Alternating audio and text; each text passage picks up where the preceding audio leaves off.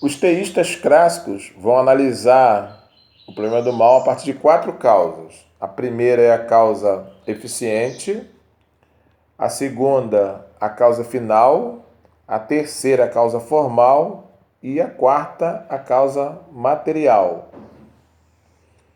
Para o ser humano, Deus é a causa eficiente, né? Que é a glória dele, o bem dele, tá. E o bem do ser humano é a causa final. A alma é a causa formal e o corpo a causa material.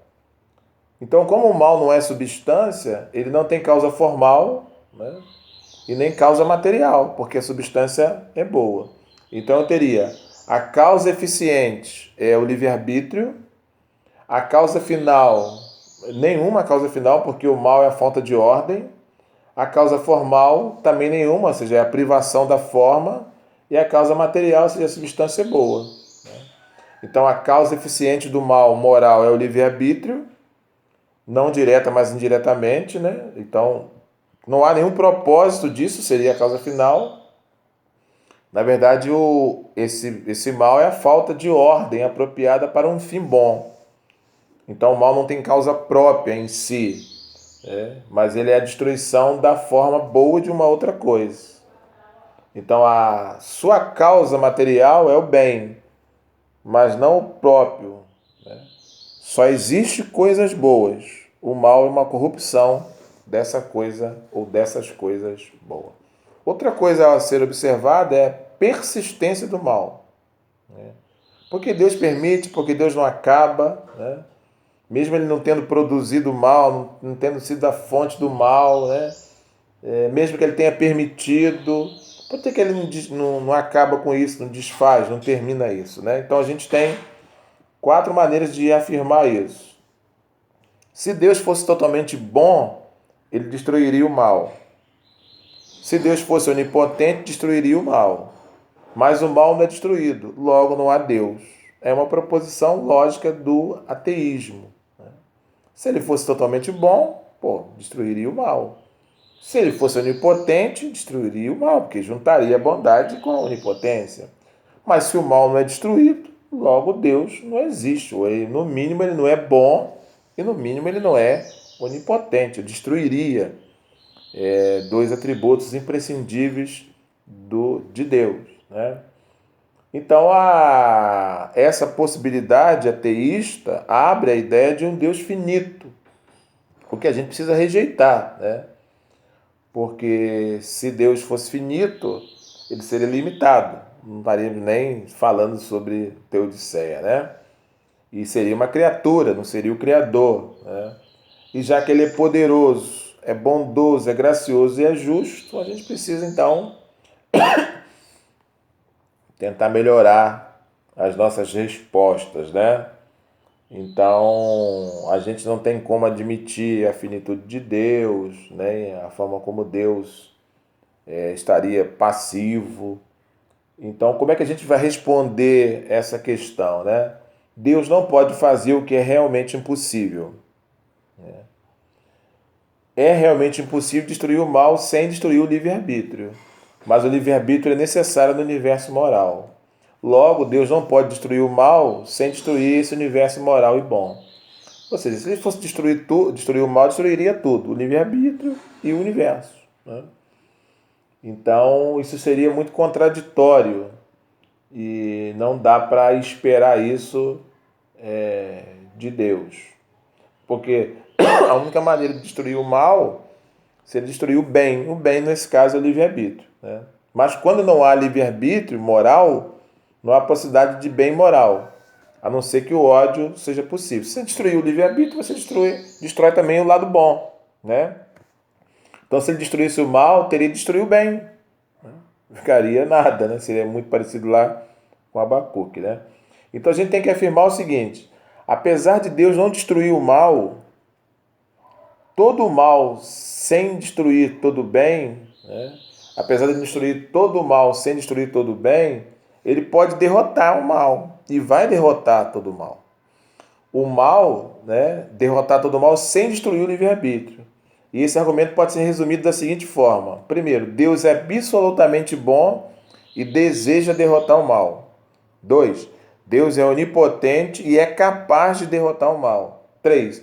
O mal ainda não foi derrotado. 4. Mas um dia ele será derrotado. Afinal de contas, o mal, para ser destruído, tem que ser destruído o livre-arbítrio, ser destruída essa capacidade boa.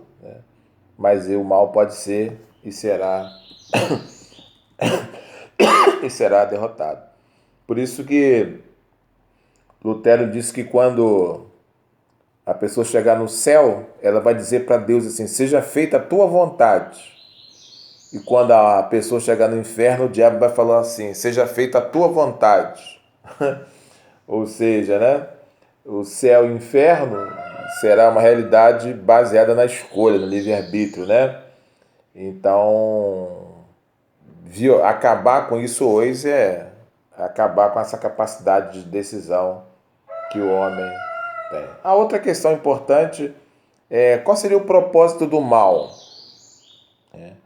Ele existe para quê? Se a gente for olhar, por exemplo, lá em Romanos 8, Paulo fala que Deus age em todas as coisas para o bem daquele que o ama e são chamados segundo o seu propósito. Então, se age em todas as coisas, ele age para o bem, então as coisas que viriam sobre nós são coisas más, seria o mal. Mas ele age sobre esse mal, para que esse mal que vem para impedir que o propósito dele se cumpra. Então, ali naquele caso, o mal vem para impedir que o propósito de Deus se cumpra sobre as nossas vidas. E como vai se cumprir, ele transforma. Mas a questão aqui é qual é o propósito do mal? Qual é a finalidade? Para que ele serve? Então, como que a gente pode resumir isso, o teísta?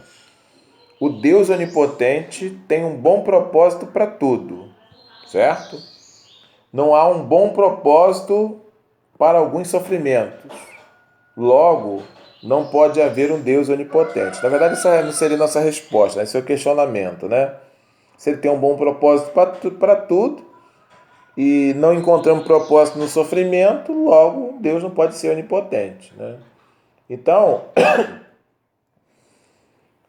sempre a gente precisa perceber, como diriam as três escolas de pensamento sobre a vida, a hebraica ou judaica, a grega e a romana. Então, o romano, diante de um acontecimento ruim, inesperado, dizia assim: como isso está acontecendo?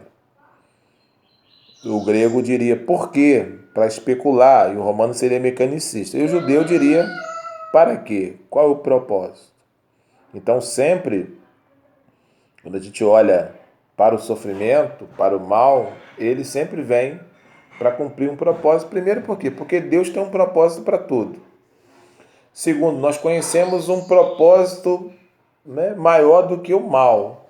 E terceiro, parte do mal é produto do bem. E Deus é capaz de tirar coisas boas do mal. Deus tem um propósito para tudo. É interessante lembrar que quando Deus faz todas as coisas, ele fala assim: as coisas são boas. Né? Ele nunca declarou que as coisas eram más. Né? Então o ateísta vai dizer assim: não, né? O mal só traz consequência ruim. E o teísta vai: não, não, não, não. Mesmo que a gente não consiga perceber, não consiga entender, não consiga ver, não consiga nem sentir, né? Por várias questões, pela nossa finitude, pela nossa ignorância, pela nossa falta de conhecimento, pelos sentimentos comprometidos, ainda assim há um propósito de Deus nesse mal que a gente está sofrendo, que na verdade não seria um mal criado por Deus, mas um mal fruto de um mau uso do bem, né? Então, como que a gente poderia responder essa questão? O nosso Deus é completamente bom e tem um bom propósito para tudo. Ele é completamente bom e tem um bom propósito para tudo. Existem certos males para os quais não vemos um propósito. É verdade, a gente tem coisa que a gente não consegue enxergar nada. Logo, há um bom propósito para todo mal, apesar da gente não ver antecipadamente, né? A gente já falei, a gente é finito, a gente, né, tem vários comprometimentos, a gente não consegue realmente perceber muito bem o propósito de muitas coisas. Tem uma frase do C.S. Lewis que vai dizer que a dor é o megafone de Deus para divertir o mundo moralmente surdo, né? Então, sempre por trás desse mal descrito, né, verbalizado por nós, seja ele metafísico, seja ele físico, seja ele natural, a gente precisa ter essa certeza. Lá como disse José, né? Vocês intentaram o mal contra mim, mas Deus transformou o mal em bem para que a vida de muitos fosse preservada. Então ele sofreu muito, todos os tipos de males, e durante o momento que ele passava por aquilo, não imagino que ele pudesse compreender algum propósito para aquilo. Mas lá no final ele conseguiu entender isso, isso fez com que ele tivesse uma relação com os irmãos de perdoar, né, de perdão, de entendimento que na verdade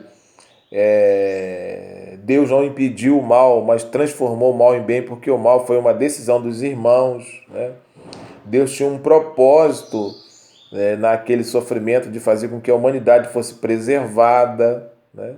A gente está pensando aí no coronavírus, mas se José não está no Egito, a humanidade ia morrer de fome. Ontem eu vi um cara falando que a maior pandemia, no bom sentido que já existiu, foi o dilúvio. Matou todo mundo, só ficaram 7 pessoas.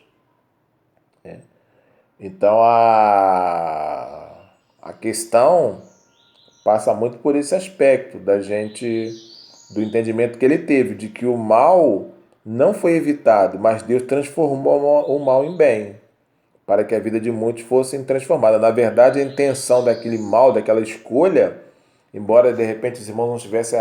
Os irmãos queriam simplesmente se livrar do irmão mais novo, que era, né, o irmão que tinha os holofotes, mas por trás daquelas escolhas, eles estavam evitando a morte da humanidade, né?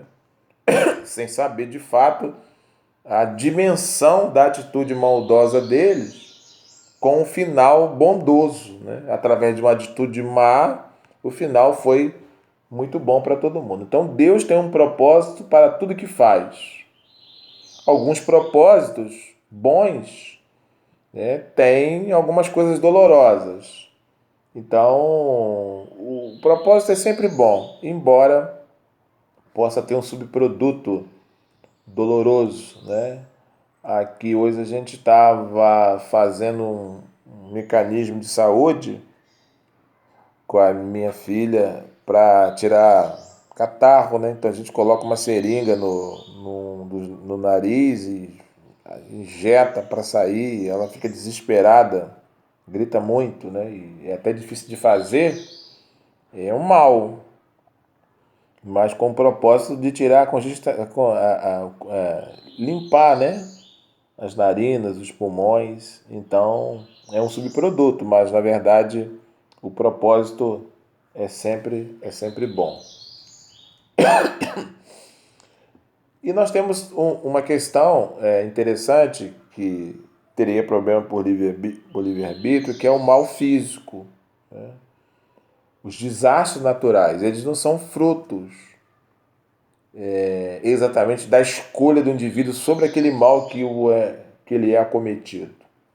Então a gente tem várias questões aí que são advindas da questão da natural, né? Da questão da natureza.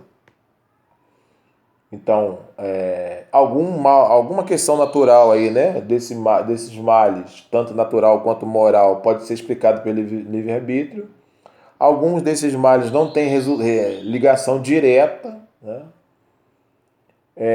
Outros não podem ser explicados através desse livre-arbítrio, né? Então a gente precisa perceber que alguns males naturais são consequência mesmo da natureza, alguns são provocados pelas decisões dos homens, né? Da forma como eles se relacionam com essa natureza a partir do pecado. Né? E aquela questão importante, né, de que todos nós pecamos, né? Então toda natureza é consequência desse pecado, sofre as consequências, né? E que o merecimento de todo mundo é a condenação, a morte, enfim, a maldição. Então, fruto dessa decisão maior lá do homem, dessa livre decisão de pecar, a gente teria uma explicação para as questões naturais, visto que a natureza também estaria envolvida nessa, nessa, nessa questão das escolhas, né? Então a gente tem alguns sofrimentos que são causados diretamente pela escolha, né?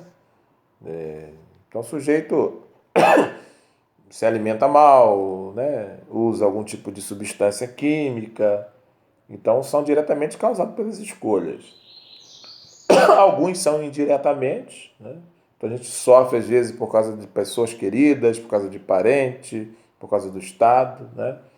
Alguns males físicos, né? Podem ser resultado de maus tratos, né? E outros podem ser diretamente pelas nossas escolhas. De qualquer forma, não estaríamos, né,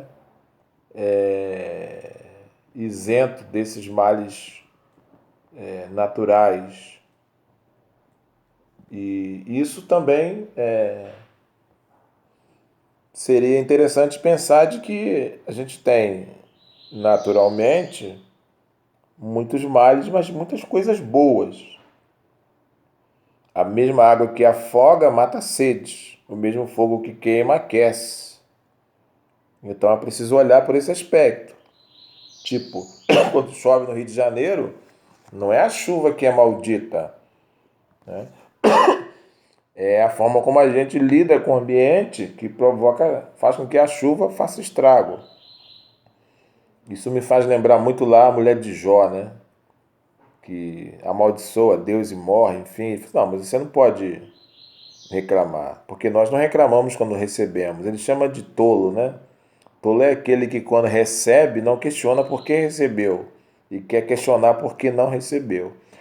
Então, dentro dessas questões naturais, da natureza ou físicas, a gente tem coisas que são dolorosas, mas tem inúmeros fatos, né, relacionados a essas coisas que são extremamente prazerosas, né? Enfim, vale a pena. Para a gente finalizar, citando um pouquinho Agostinho, né? Dizendo que todo mal é fruto do mau uso, né? Do bem, ou seja, o mau uso desse livre arbítrio, né? Então, ele diria que por trás de toda a ação maléfica há uma coisa boa, né? Ou seja, Deus é todo bom, né?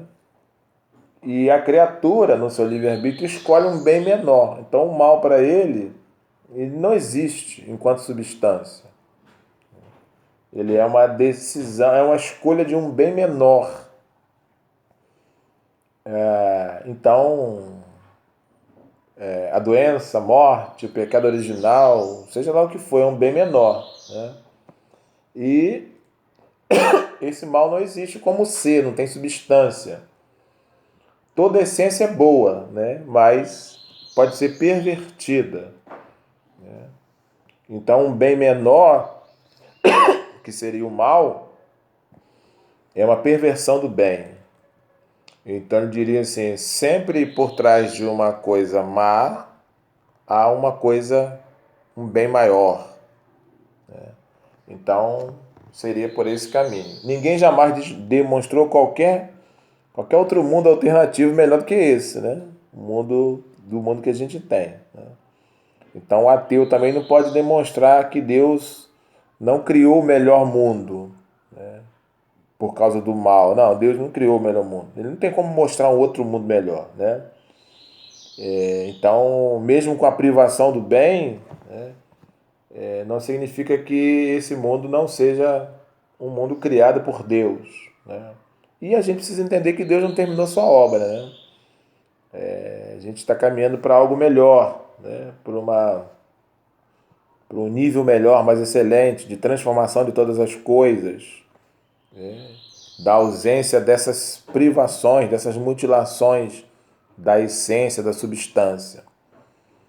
Então a gente tem esse dilema. Deus é bom, Deus é justo, então por que ele não acaba com o mal? Ou ele não é bom, ou ele não é justo, ou ele não é poderoso. Então a gente tem que reafirmar, Deus é bom, fez todas as coisas boas, ele não é o autor de nada mal, porque ele não criou nada mal, criou tudo bom, e o mal é um conceito, o mal é uma privação daquilo que é bom. Ele não existe, o mal não existe enquanto uma essência, uma coisa materializada, ele existe enquanto a perversão de algo, né? É a ferrugem no carro, é o buraco na cerca, é a ferida no corpo, mas ele não é uma essência em si. E para eliminar isso, teria que eliminar esse bem maior, que é essa capacidade de decisão que o homem tem em relação às coisas da vida. E sempre há um propósito. E há também sempre uma falta de compreensão, de entendimento do ser finito sobre aquilo que ele está vivendo. É claro que precisamos considerar que a partir do pecado lá no Éden, essa capacidade de escolha do bem menor se tornou muito grande. Como dizia João Calvino, o homem não perdeu o livre-arbítrio, ele perdeu o arbítrio-são, ou seja, a capacidade de escolher o bem maior. E isso se dá quando ele tira Deus da sua realidade de vida. E aí, sempre as escolhas são pelo bem menor, que é a privação de todo bem. Eu vou postar lá no grupo lá e mandei uma leitura para vocês, a imprevisibilidade e a fidelidade de Yahvé, para vocês lerem, dizerem o que entenderam e fazer um comentário sobre, e um livro também de brinde para vocês.